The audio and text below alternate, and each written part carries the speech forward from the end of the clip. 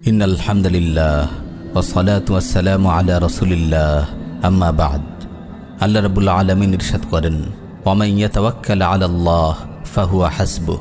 যে ব্যক্তি আল্লাহর উপর ভরসা করে তার জন্য তিনি যথেষ্ট। আল্লাহ রাব্বুল আলামিন প্রতিটি আমলের প্রতিদান রেখেছেন, কিন্তু তাওয়াক্কুলের প্রতিদান একটু ভিন্ন। কেউ যদি আল্লাহ তাআলার উপর ভরসা করে তার প্রতিদান স্বরূপ তিনি নিজেই তার জন্য যথেষ্ট হয়ে যান।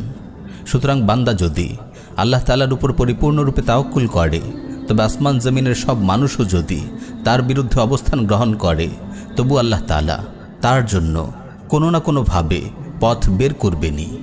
প্রিয় ভাই ও বোন, তাওয়াক্কুল এক আজিম ও শান ইবাদত। এটি অন্তরের আমল। মুমিনের হিম্মত, উদ্যম ও সাহসের উৎস হলো এই তাওয়াক্কুল।